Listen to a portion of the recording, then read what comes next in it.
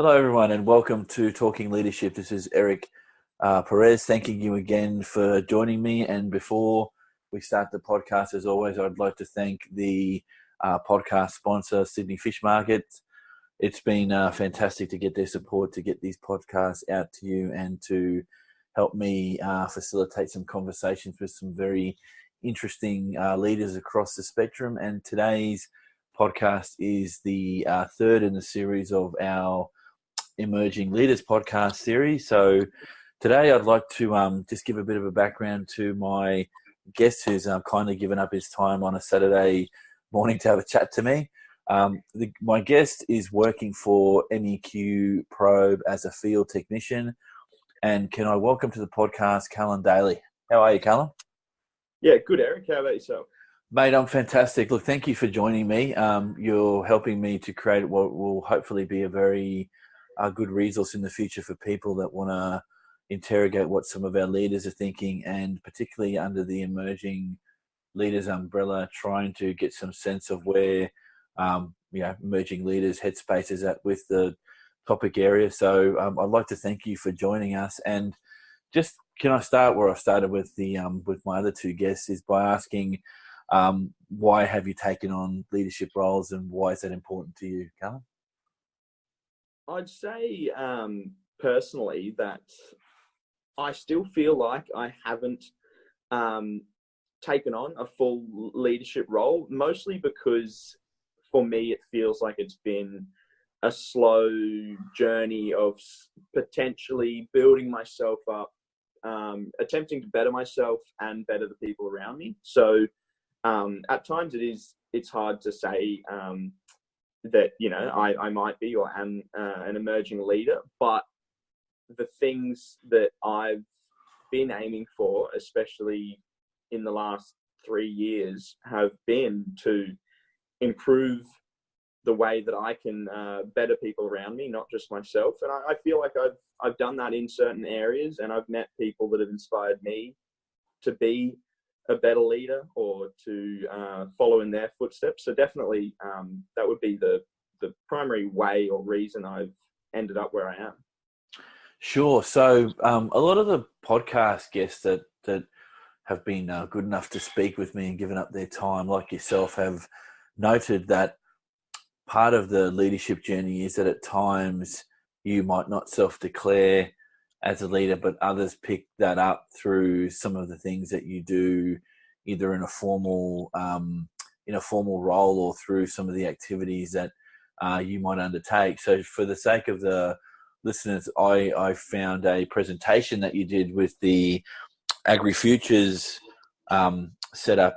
It was a conference that you were attending, and I that caught my attention, and I found that through the LinkedIn system, and that, when you were talking about your experience, it's that sold sort of the leadership moniker quite strongly to me. So do you place any value in doing those things, and that others may see you as a leader when you necessarily might not?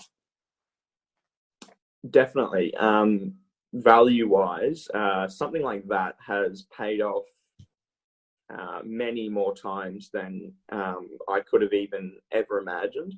There was definitely hesitancy from my own part in applying for a conference like that, like a VOCAG, that I believed subconsciously, I definitely believed maybe I wasn't qualified or capable enough of attending with such inspiring and amazing people. And obviously, it's resonated. What I've said has resonated with quite a few people, which has been amazing for myself, and to sort of give myself a little bit of a bit of a kick up the arse about, maybe what you're saying has some merit and will resonate with the people around you. Well, it's drawing the attention of more than just your maybe inner circle, and that level of doubt that you talk about. I got to say, I'm probably 2, maybe 3 times your age, which gives away my age, which makes me feel extremely old. But anyway, I think that doubt that comes into your mind about presentation and talking about things that you're passionate about that doesn't leave you no matter what age you are or how long you've been in a particular role. So that should be nothing that ever worries you. But again, I think in that Seinfeld episode where more people would rather be in the casket than giving the eulogy because of the fear of public speaking. I think you grow out of that fear as you get into the world of work and doing things that are outside of work. So, look, in that vein, just a couple of things because you said you've met some leaders and you've had some what we might call leadership experiences. Do you have any particular thoughts on what you look for in terms of the skills or capabilities in the leaders that you meet or have met? I would definitely say there's a few skills and capabilities I look for. And firstly, I've found, especially in the industry space that I'm working in currently around technology and innovation, there's a big difference between being an innovator and maybe a thought provocateur and being a leader or a good leader. Yep. Because you can be one of the two latter options, but you can't be a good leader without pushing and urging and encouraging people around you. And people are such a tough commodity to work with that I believe, you can be so good at pushing the latest tech and you can make this amazing product, or you can lead in other ways, but before you can be a good leader, I think you need to be capable of working with the people around you and bettering the people around you for sure. So that's what I would look for, is how capable a leader is of influencing the human commodity around them. Okay, I won't let you go without unpacking some of that. So in your travels, Callan, do you believe that communications forms the most critical part of that? And you could call it something else. I'm just spitballing here because I don't know exactly what the right terminology might be. But from some of the previous discussions that I had and what I'm learning from people is you can have all of the other key skills in the world, like being able to be a good strategic planner or strategic thinker, and those other key skills. But if you can't communicate where you want to go, you're not going to bring people along with you. Does that make sense? Yeah, no, definitely. And it's even if it's encouraging yourself, like, you have to be a good communicator, but I think you also have to bring out everyone else's communication skills and encourage them as well. So people development. Yeah, pretty much people development. Yeah. Oh, okay. No, that's fine. And look, you bring up something interesting there about the being able to communicate and being able to connect with people being the most difficult part of any particular job, and that insight's being shared by a few people. But we'll expand on that a little bit later as we go along with some of the questions here. So just what do you believe as an emerging leader, if you're happy for me to use that moniker with you, what do you bring to the table that established leaders might not, Callan? I definitely think emerging leaders, whether it be myself or people like Beck and James, who are just such amazing people, I think emerging leaders have the chance. I'd call it chance because they're in a quite unique situation where they're at an age and a stage in their life where we can, especially in an industry like agriculture, where the city to country divide has gotten larger over the years, I think we've got the unique chance to bridge at a younger age that connection, because we have realized and we've drawn the link between a dying rural and regional Australia and the divide between rural and regional and urban Australia. I think we've got the unique chance to try and form those connections again, because we have realized that without the support of the rest of Australia, agriculture, can become quite null and void? Sure. Man, I could talk for multiple podcasts on this this question, but I'll try and keep it to within the time we agreed to speak to. So I won't have you on here for too long, mate, especially on a Saturday. But I can't help but ask because this has been brought up too by both Rebecca and James around, and for the listeners, they were my first two Emerging Leader podcast guests. So I'm trying to get the words out. I'm just trying to think how to put this. So what you've thrown up as an idea and something for further discussion, I guess, is this thing about leadership, not just in your role or in informal settings, like when you're asked to speak at one of hundreds of conferences that I'm guessing you're probably going to speak at. And for the sake of the listeners, I'll put a link to the presentation that you gave, Callan, because I think it's you might have missed your calling, mate. You should be a professional speaker and get out on the circuit and make some money that way. But what I was going to say is that how does it sit with you and the people in your age cohort that you've spoken to across different industries, and I'm sure you've had a chance to do that you're potentially being leaders in your industries, as well as being leaders around taking and addressing things like the rural regional city divide, and that's a very big ask of someone who's just new to the world of work. So how do you see that impacting you, and do you believe the two-parter, how do you see that potentially impacting you, and do you believe it shaped the kind of leader you might become? Definitely.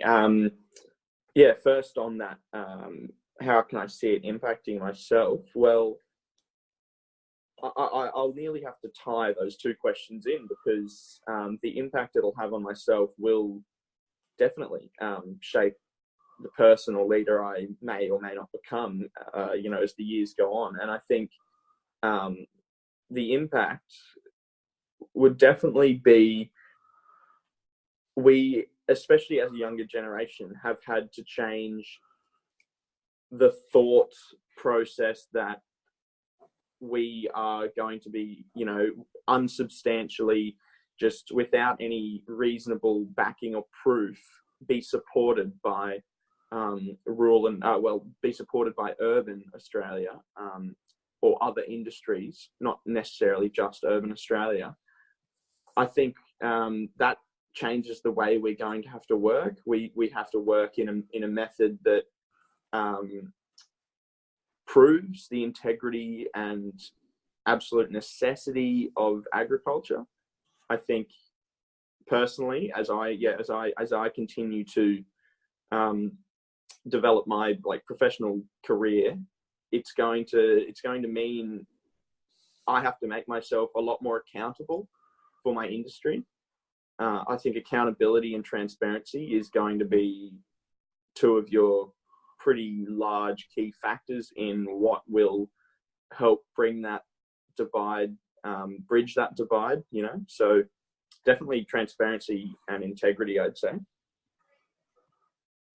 Yes, I'm just taking it up there, and that again has been brought up as well. There's this idea that we've got to keep, and I say we because I'm also part of the ag sector, being in the seafood space, but that long term, this idea of maintaining your social license and by doing things like having a high degree of integrity and being open and transparent about what you do is going to be important, no matter which part of the industry that you're working in. So on this same vein, I guess it's a nice segue into the next question around development. Have you done, what are the things that you've done in your travels to help develop you either informally or formally as a leader, Callan?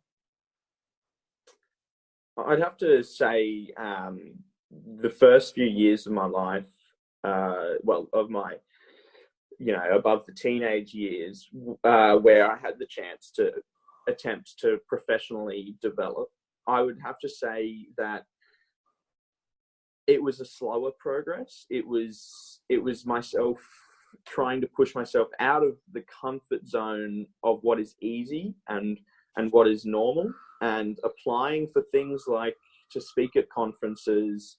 I participated in the ABC Haywire program when that was probably actually one of my little start that got me into the idea of that my opinions and passions may be relevant and may be important to others. I think that's what sparked it all.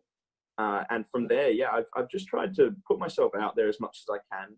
That would be how I initially professionally developed. But from there, I'd say just immersing yourself in the full-time work of your industry, whether it be any part of the agricultural space.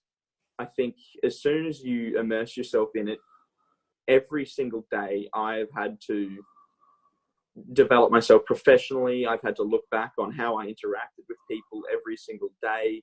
I've had to note take on what I did wrong, what I did right, how I can change it the next time.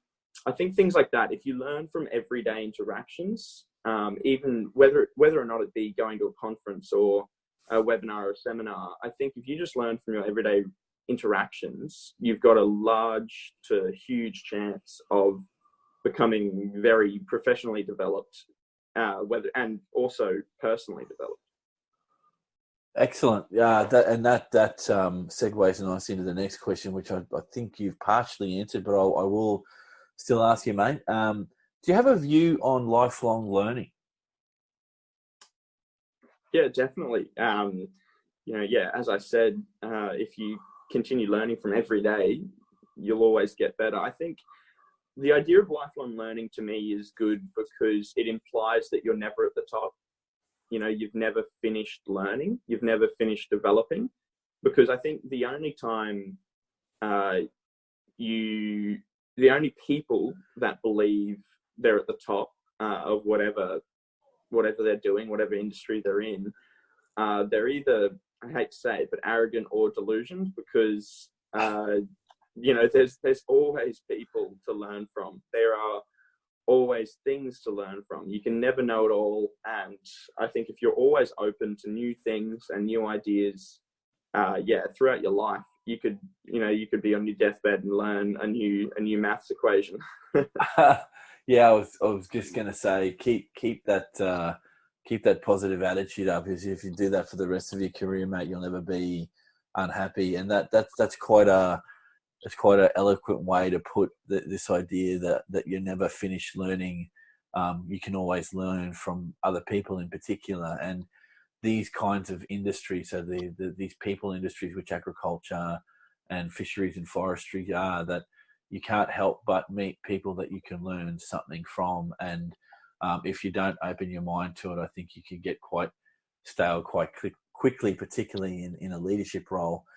Look, the next question is not more a question but a statement, and I'm extremely interested to hear what your view on this one is. Leaders are born, not made.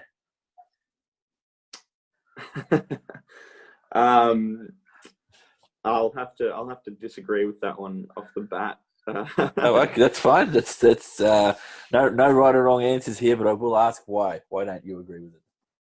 I'd have to say because it's when you say made, made refers to everything after being born. So everything after you're born is constantly influencing you as a person. It'll influence you.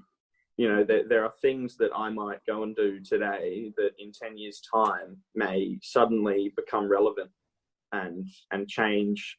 And I might be able to look back and go, wow, okay, that action I did 10 years ago has followed me this entire way, and it's if I hadn't have done that, I wouldn't be here right now. So I think they're definitely made. It's external factors push internal factors within a person.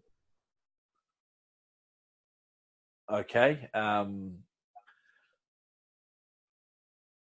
Yeah, I'm just trying to, because I do have a couple of questions on that. So, and this is probably the most pertinent one from at least my perspective, because I get to ask some questions here, and I've had a few guests, and I'm very open to this, has asked me a couple of questions around this. I'm a fence sitter when it comes to this, and I have to ask you, because obviously it's by the sounds of it, you've had different experiences getting out there and being amongst your industry. Have you ever met someone that resonated with you as someone who was just naturally a gifted leader, or that you still do you believe in that X factor with some people, that some people are just naturally gifted leaders and don't need too much more development, if I can use that word? I think definitely, 100%. I've met people that,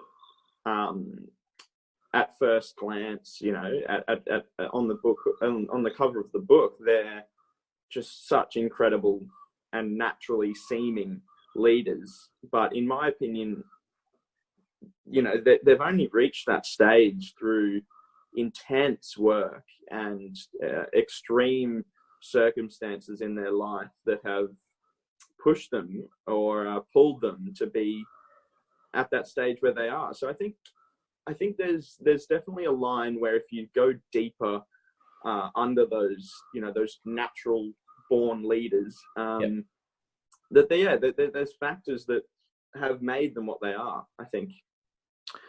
Yeah, okay, that's an interesting take, Callan.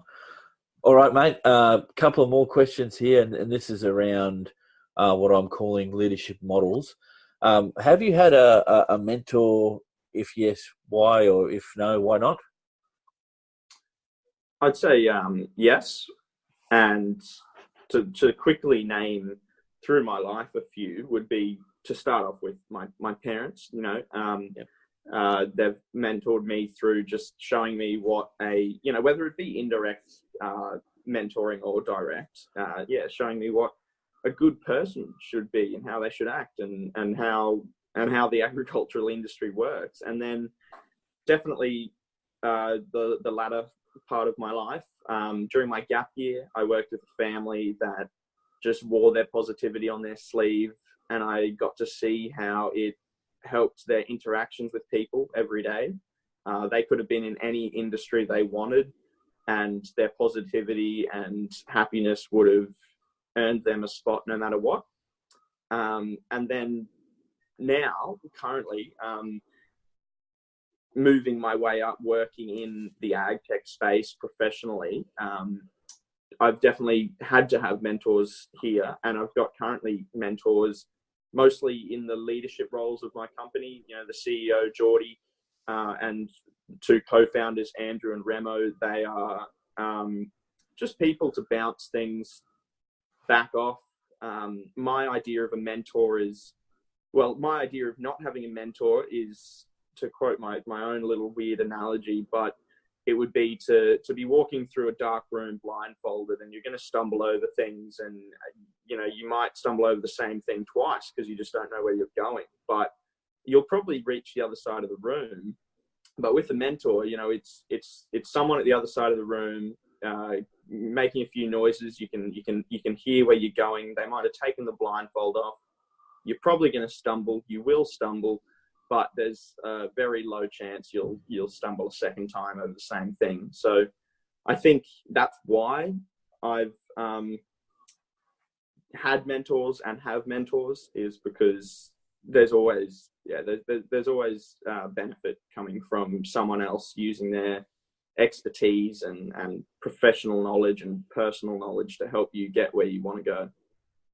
Wow, that's an incredibly nuanced answer. I just out of curiosity, did you approach your CEO and the founders of the company that you're working for to do this, or was it just something that grew over time by just a confluence of luck, or did you actively seek these people to be your mentors? And I'm genuinely curious, because the type of leadership that a CEO brings to whatever organization there is has some parameters, and people that are founders of businesses, in that entrepreneurial space bring a different mindset as well. And I'm extremely curious because on the podcast series, I've been lucky to speak to several entrepreneurs that have a very different view of the work life and how they got to where they got to. So did you purposely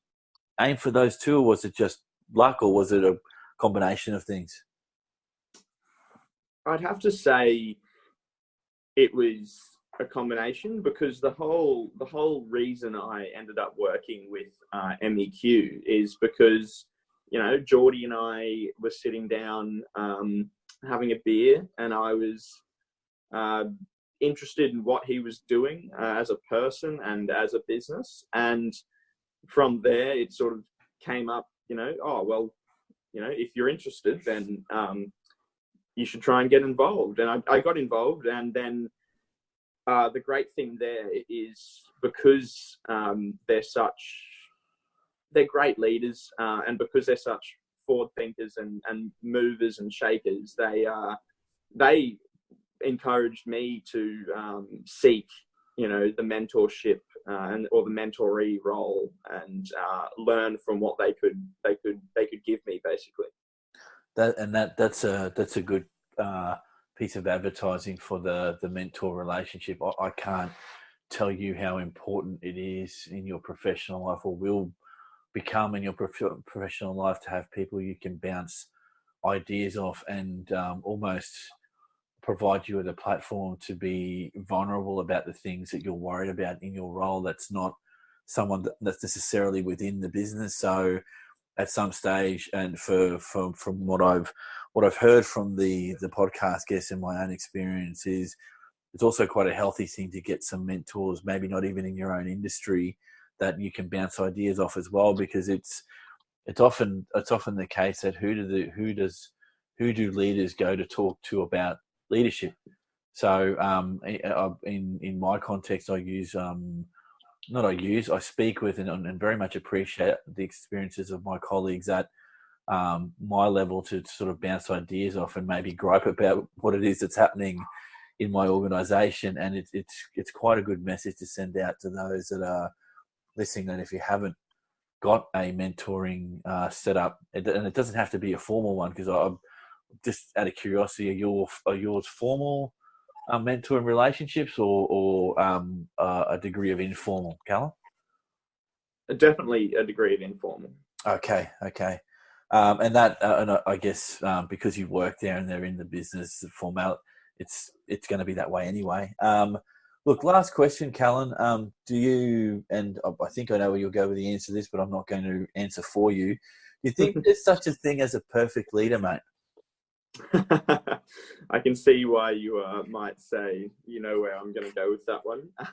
I could guess, yes.